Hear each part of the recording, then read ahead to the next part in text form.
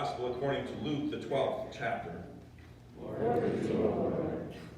You guys are good. That wasn't in the bulletin. Someone in the crowd said to him, "Teacher, tell my brother to divide the family inheritance with me." But Jesus said to him, "Friend, who said me to be a judge or arbiter over you?" And he said to them, "Take care. Be on your guard against all kinds of greed, for one's life does not consist in the abundance of possessions." And then he told them a parable. The land of a rich man produced abundantly. And he thought to himself, "What should I do? For I have no place to store my crops." And then he said, "I'll do this. I'll pull down my barns and build larger ones. And there I will store all my grain and my goods. And I'll say to my soul, soul, you have ample goods laid up for many years. Relax, eat, drink, be merry."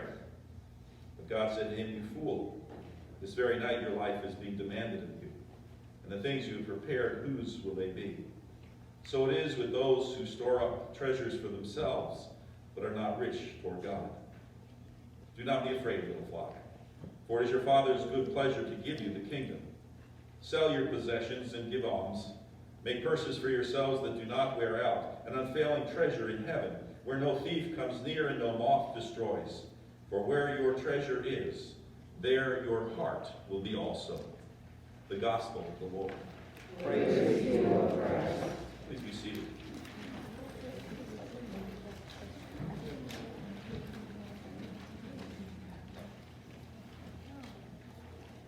The telephone once rang in the pastor's office. "Hello, is this Pastor Johnson?" the caller called. "Yes, it is," he replied. "Well, my name is Brewster, and I work for the IRS. We wonder if you can help us with something. May I ask you a question?" And Pastor Johnson immediately felt butterflies in his stomach. What would the IRS want with me? He thought to himself in a panic. Are they perhaps disallowing one of the business deductions I took last year? And while he was nervously racking his brain, however, the IRS agent asked him instead, "Do you know a Bruce Parker?" "Why, yes," said the pastor as he experienced a wave of relief. "He's a member of my congregation." "Very good," said Agent Brewster. "Now, can you tell me, did he donate $10,000 to the church building fund?" A smile crossed the pastor's face as he paused and then answered, "He will."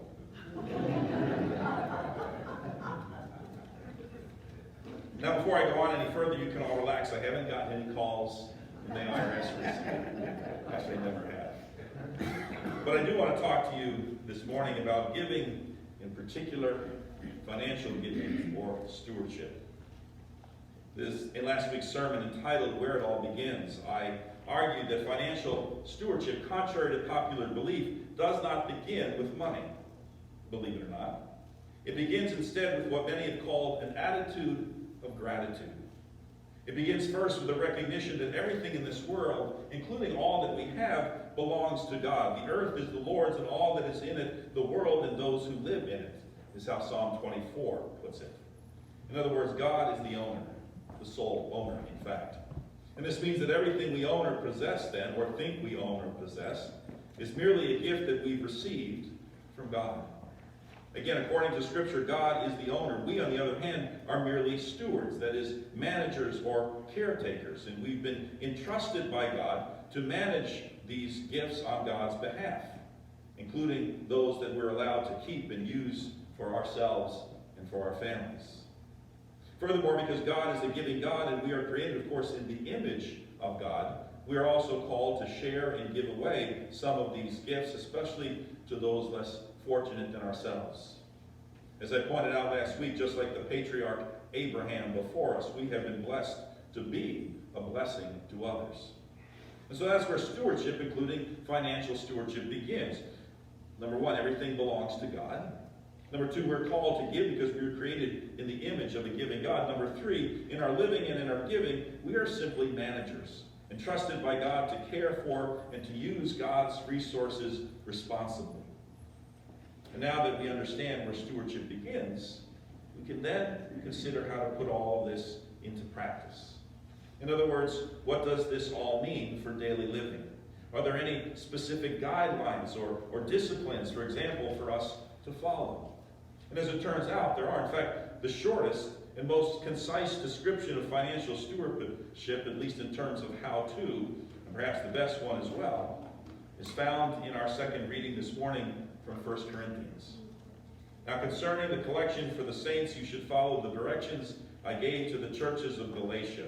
On the first day of every week, each of you is to put aside and save whatever extra you earn, so that collections need not be taken when I come.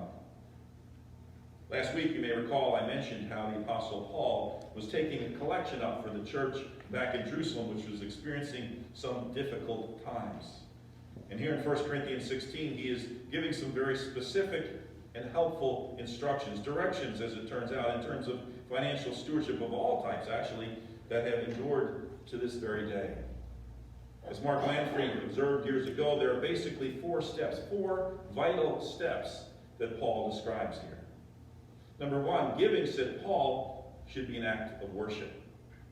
As we heard, Paul's instructions to the Corinthians began in this way: on the first day of the week. The first day of the week, of course, is Sunday. And from the beginning, it was that day that Christians have gathered to worship, because it was on the first day of the week, or Sunday, when Jesus rose from the dead.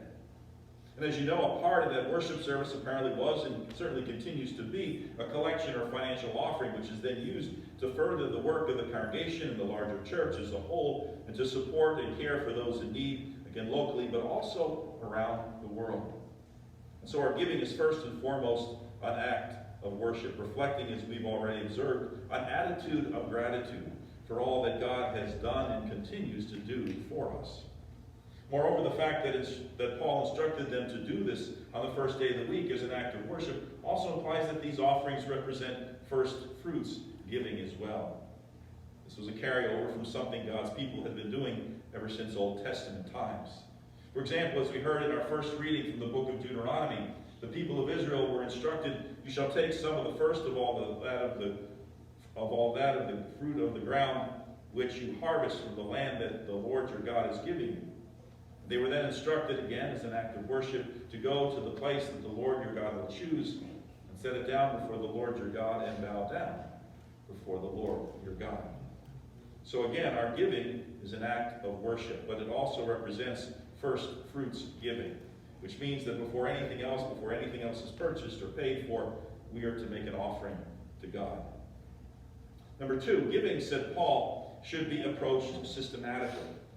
As we heard, Paul then wrote, each of you is to put aside and save. Or to describe it another way, Paul is instructing the Corinthians to give an offering systematically, week by week, as opposed to all at once. If you've ever gotten behind in your giving, as I certainly have, and more than once, then you know how hard it is then to catch back up. Well, in order to avoid precisely that, Paul is advising here that our giving be regular and systematic, weekly even, if at all possible, so that we can fulfill whatever it is that we've committed. Number three, giving, said Paul, should be proportionate to income. As we heard, we're to put aside and save whatever extra you earn. At least that's how the NRSV translates it. Other translations render this verse in slightly different ways. The NIV, for example, says, in keeping with your income, while the New King James Version says, as he may prosper. And it's the TEV, or today's English version, that says, in proportion to what you have earned, which implies something that, according to the dictionary, is suitable when considered in relation to something else. In this case, the suitability of our giving in relation to our income. What Paul seems to be talking about here, of course, is any income above and beyond what we may need for ourselves for daily living. Thus, it's the extra that we earn, so to speak. It's the abundance that we heard Paul talking about last week. But how do you or I decide? How does anyone decide what exactly is this extra? How much is it? That, as they used to say, is the $64,000 question. However, C.S. Lewis, the English scholar and noted lay theologian, once took a shot at it. He wrote, I do not believe one can settle how much we ought to give. I'm afraid the only safe rule is to give more than we can spare. In other words, he says, if our expenditure on comforts, luxuries, amusements, etc. is up to the standard common among those with the same income as our own, we're probably giving away too little. If our charities do not pinch or hamper us. I should say they are too small. There ought to be things we should like to do and cannot do because our charitable expenditures excludes them, says Lewis. Mother Teresa was even more to the point. She said, if you give what you do not need, it isn't giving. Also, here is where, of course, some will want to bring up the notion of the tithe, which means tenth. In other words, the Old Testament understanding that a tenth of one's harvest or one's herds or one's income is to be that basic standard expected level of giving. Now, that's a whole other conversation in and of itself that we really don't have time for here. But as Professor Richard Lenski, who taught at what is now Trinity Lutheran Seminary, where I attended, pointed out many years ago, he died in 1936. Although Paul himself was born and raised Jewish, and there were undoubtedly other Jewish Christians in the Corinthian church, at no time, says Professor Lenski, does Paul propose to the churches under his care the old Jewish system of tithing. On the contrary, as Lenski knows, the New Testament knows only the spirit of voluntary giving. And the only rule, according to Paul, is that it be a reflection of how one has, again, prospered. That is, giving from the extra left over once our own needs are taken care of. Remember, however, there's a difference between needs and wants. As parents, Jeanette and I had many a conversation with our daughters while they were growing up about the difference between the two. Yet even as adults, we have to keep this in mind, don't we? I may certainly want a new car, but do I really need one? Someone once observed that there are basically three levels of giving. Number one, you have to. This is the law speaking. Number two, you ought to. This is when we feel an obligation. But number three, you want to. Or as John D. Rockefeller once said, think of your giving not as a duty, but as a privilege. Again, as we heard last week, Paul wrote, each of you must give as you have made up your mind, not reluctantly or under compulsion, for God loves a cheerful giver. John Wesley, who lived during the 1700s and was the founder of the Methodist movement, which then became the modern Methodist Church, is a good example of this. Raised poor as one of 10 children, 9 more died in infancy. At a young age, Wesley decided that he would intentionally limit the money that he personally needed to live on in order to give the rest of it away. In fact, his philosophy was this: earn all you can, save all you can, give all you can. And so while a student at Oxford at a time when he was earning £30 a year, he lived on £28 and gave away the other 2, or approximately 7%. The next year, however, when his income increased to £60, he still lived on 28 and gave away 32, or 53%. In fact, this continued year by year until finally Wesley was earning over £1,400. And by that time, even though he had allowed his personal expenditures to balloon up to a whopping £30, this meant, of course, that he was now giving away over 98% of his income. Now, I'm not suggesting that you or I have to copy John Wesley, far from it. What I am saying, though, is that you can't put a number or even a percentage on what someone, especially someone else, should give. It'll be different for all of us simply because we all have different levels of income as well as different requirements or needs as to how to use that income. Nevertheless, that same John Wesley, who was so generous himself, was once very judgmental when it came to someone else who, in Wesley's opinion, should have given much more to a particular worthy cause. Wesley even went so far as to criticize this other man publicly. And afterwards, the man went to Wesley privately and told him that he had been living on just parsnips and water for several weeks. He explained that before he became a Christian, he had run up many debts. Now, by skimping on everything and buying nothing for himself, he was paying off his creditors one by one. Christ has made me an honest man, he told Wesley, and so with all these debts to pay, I can only give a few offerings. Wesley, it's reported, then immediately apologized to this man and asked for his forgiveness. So how much then should we give? That's a decision only we can make for ourselves. As Mark Allen Powell, another Trinity Lutheran Seminary professor, has pointed out, the widow gave a penny, the Pharisees gave a tenth, and Zacchaeus gave half. The rich man was asked to give it all. The early church shared everything in common. Barnabas sold a field, and Jesus' disciples left their boats and nets and never looked back. So determining what we should give is not a simple matter, but it is a spiritual matter. As Billy Graham once said, a checkbook is a theological document. It will tell you who and what you worship. And as Martin Luther noted, people go through three conversions: their head, their heart, and their pocketbook. Unfortunately, not all at the same time, he said. In my former parish, when I arrived, the previous pastor had retired, but still lived locally. He and his wife were both lovely people, and while they lived in a nice home and drove a nice car, there was nothing at all about their behavior or attitude to suggest in any way that they were wealthy. They were simply ordinary, everyday people. Imagine my surprise then when one day I learned that his wife and he had just donated $1 million to the University of Toledo. I knew that they were both only children and inherited some money from their respective parents, but nothing had prepared me for this. Moreover, I also learned that they had been funding scholarships at Toledo for decades and apparently had been very generous to the aforementioned Trinity Seminary as well. Obviously, they were financially blessed, but they had decided to use those blessings to be a blessing themselves. As someone once said, remember this: you can't serve God and money, but you can serve God with money. And now the fourth and final step of financial stewardship. Giving, said Paul, should be planned for in advance.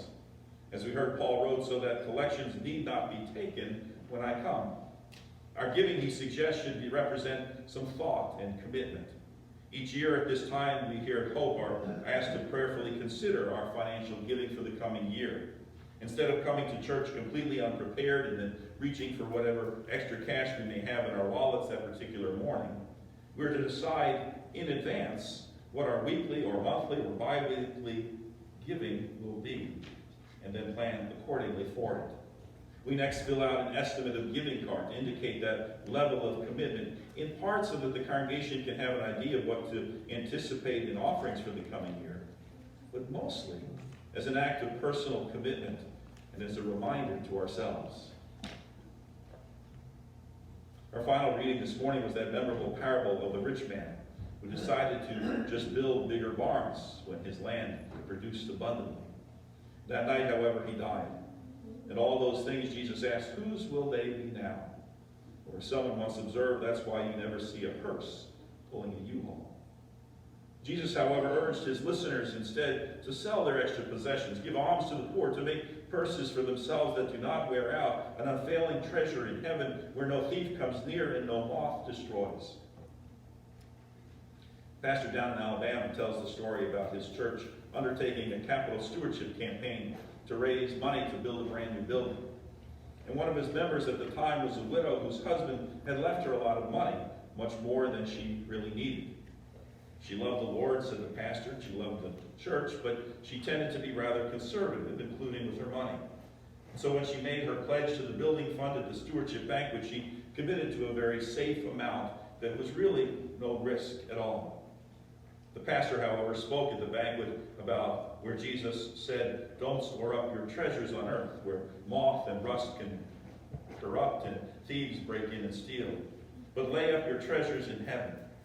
And he then went into great detail about moths and how they eat up wool when we store it, not when we wear it. He also spoke about how rust destroys tools when they're stored, not when they're being used.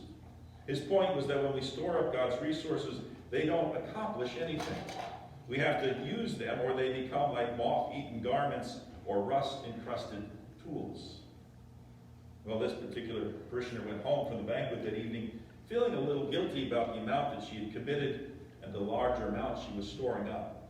As she walked up to her front door and opened up her purse to get out her key, she was shocked by what happened next. Somehow, a huge moth had gotten into her purse, and when she opened it, the moth fluttered and flew out.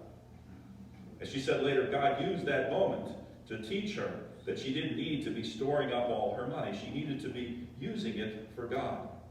And so she returned to the fellowship hall, she lived just across the street, and asked for her card back. She doubled the amount and marked it out and tripled the amount.